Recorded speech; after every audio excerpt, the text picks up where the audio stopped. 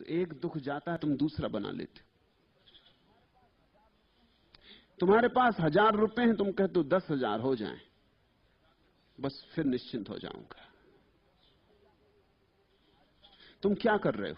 तुम्हारे पास 1000 रुपए हैं, 1000 रुपए का तुम सुख नहीं उठा रहे, तुम 9000 का दुख पैदा कर रहे हो। तुम कह रहे हो 10,000 हो जाएं, तुमने 9000 का दुख पैदा कर लिया, क्योंकि 10,000 हो जाएं और 10,000 है नहीं, है केवल 1000, तो 9000 नहीं है मेरे पास, ये दुख तुमने पैदा कर लिया।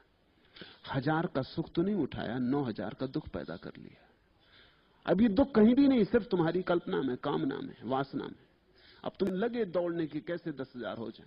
एक दिन 10,000 भी हो जाएंगे, लेकिन उस दिन तुम कहोगे कि अब लाख से बिना काम नहीं चलेगा। चीजों के भाव भी बढ़ गए और जिंदगी कहां से कहां चली गई। और निश्चित ही जिस आदमी के पास 1000 रुपए थे, उसकी आकांक्षाएं बहुत से बहुत 10,000 तक दौड़ सकती थी। वो भी जानता था इससे ज्यादा की आकांक्षा करना सीमा के बाहर जाना होगा। गरीब की आकांक्षाएं भी गरीब होती, ख्याल रखना। अब गरीब आदमी ऐसा झाड़ के नीचे बैठा हुआ सपने नहीं देखता कि मैं सम्राट हो जाऊं। ये बात जरा इतनी फिजूल लगती, इतनी मूर्खतापूर्ण लगती कि ये होने वाली नहीं, ठीक पास नहीं। सम्राट होने की बात क्या मतलब है, कुछ हल नहीं होता। गांव का भिखारी यही सोचता है कि इस गांव में मैं सबसे धनी भिखारी कैसे हो जाऊं, ज्यादा से ज्यादा 150 भिखारी गांव में, इन सबका मुखिया कैसे हो जाऊं। बस इससे ज्यादा उसकी आकांक्षा नहीं होती, सबसे बड़ा भिखारी कैसे हो जाऊं। गरीब की आकांक्षा भी गरीब होती, अमीर की आकांक्षा भी अमीर होती, और ये बड़ा मजा है।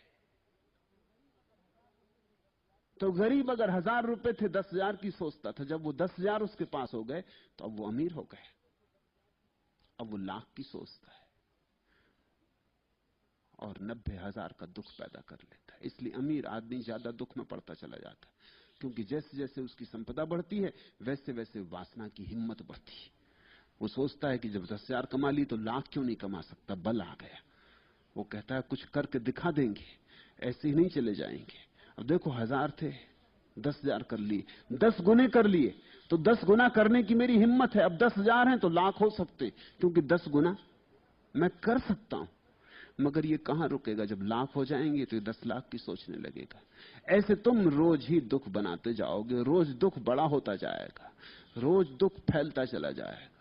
एक दिन तुम अगर पाते हो कि तुम दुख में घिरे खड़े हो, सब तरफ दुख से भरे पड़े हो, दुख के सागर में डूबे हो, तो किसी और की जिम्मेवारी नहीं, तुमने अपनी ही वासनाओं की छाया की तरह दुख पैदा कर लिया है। दुख से मुक्त होना है तो सीधे दुख से मुक्त होने का कोई उपाय नहीं, वासना को समझो